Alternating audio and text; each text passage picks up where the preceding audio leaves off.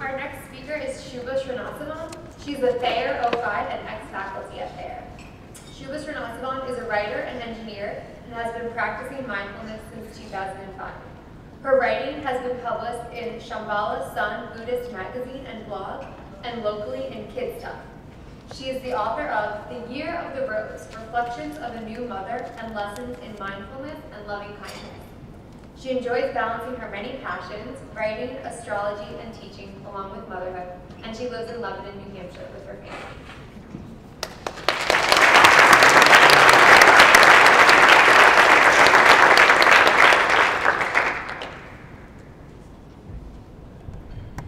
Hi everyone, it's wonderful to be here, and thank you, Emily.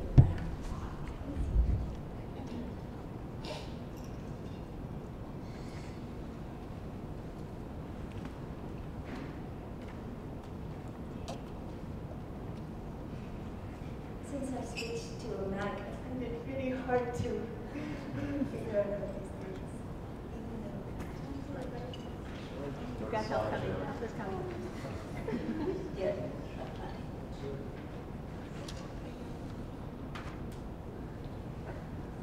Bear with me. I did my presentation in Keynote and then I exported it into PowerPoint because this is Windows.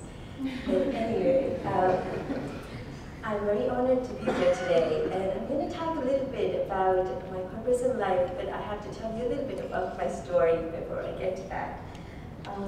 Like many of you, I came here to Dartmouth for graduate school, in my case, in 2001.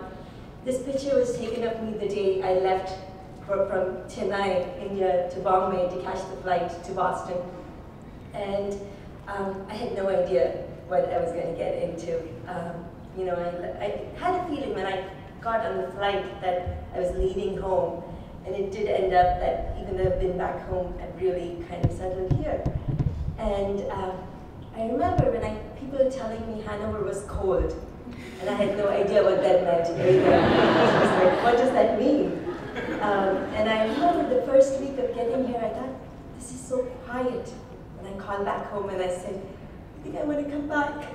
And I didn't. I just stayed on. And graduate school was fantastic. Also, it had its struggles, highs and lows, but I also met my husband here. We got married in 2004. And then in 2005, I graduated with my PhD in engineering sciences. And at that point, I was 25. I had a PhD. I had a husband. I was married. I had a house. I had a job. I felt like I had sort of accomplished what I was set out to do. But it didn't feel enough. There was some piece of it missing. And it felt like if this was all there was to life, it would be really was to life. You couldn't imagine the rest of what would I do. And this was about the time that I went on my first yoga retreat. And this was in Kripalu in Berkshires. And it was beautiful. It felt like coming home. It was so peaceful to just be, yoga and meditation, all of that. It was really fantastic. But what happened is when I got back, I really needed to do yoga to feel peaceful. I had to sit every day and meditate, otherwise I wasn't being perfect, I wasn't being peaceful.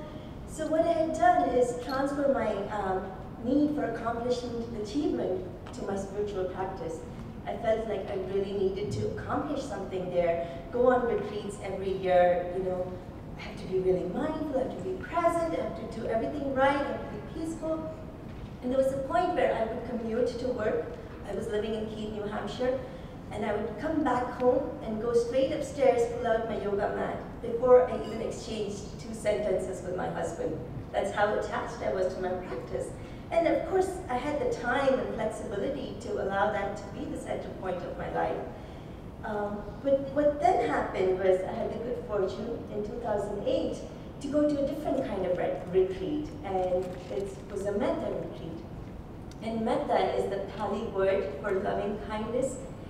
What it means is this friendship, this goodwill, this friendship that we can have towards ourselves.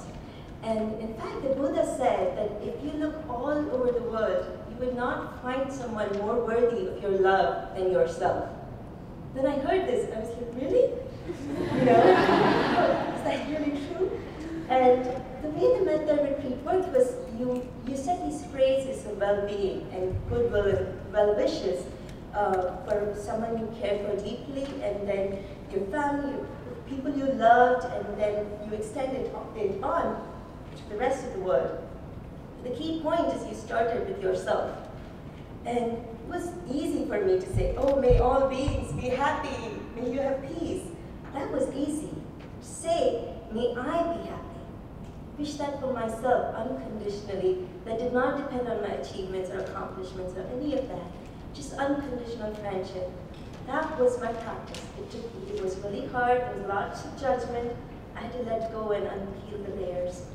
And I had a lot of opportunity for practice because 2 months after that retreat, I contracted Lyme disease.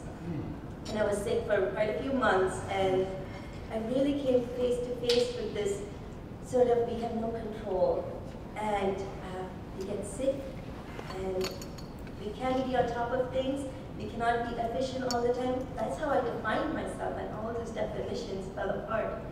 And the only thing that was my anchor was friendship. How can I be a friend to myself? How can I be kind? And that became my practice. At this point, I was geared to a successful sort of career. I had a research grant from NIH funding my work, and I had a faculty position at Thayer, and it felt like, okay, you know, my husband and I were well settled. Maybe this is a good time to start a family. Well, you know, I had no idea what I was getting into. So, you know, it just changed my life again. And it also brought this flavor of loving kindness, unconditional love. Buddha talked about it as the love a mother would feel for her child, how she would want to protect her child from everything, anything, any harm, but knowing that she can't always do that. So it's the quality of the heart that wishes well, knowing that you can't control the situation, the circumstances.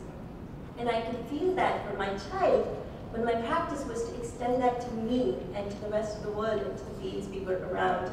And that became my practice, and I started to write a blog and do writings. And it also led me to sort of transition to leave my job at Dartmouth because I was having a very hard time balancing different pieces of me.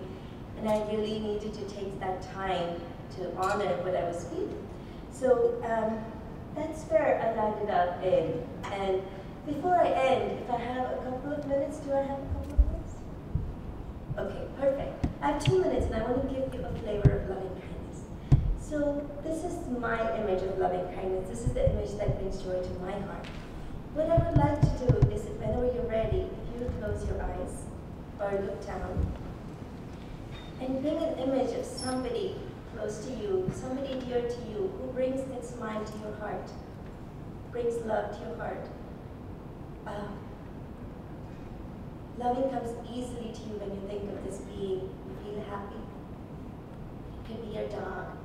It could be a friend. It could be any being that just spontaneously lets your heart open. It could be your teddy bear when you were growing up. And allow this image to be in front of your eyes. And allow yourself to see these phrases of well wishes for this being. Maybe it can be, may you be happy. May you have peace. May you have ease of heart. May you have friendship in life. May you love and accept yourself just as you are. You're just allowing your heart to wish well. You don't have to force any particular thing to happen. Just allow this image to allow you to open your heart and lean into these phrases. They can be any phrases that come to you. May you have peace. May you have joy. May you have ease of well-being. May you be healthy. May you love and accept yourself just as you are. And breathe into this feeling. And if you would like, imagine this being wishing that for you. And if you'd like, say the phrases for yourself. May I be happy, just as I am. May I have peace.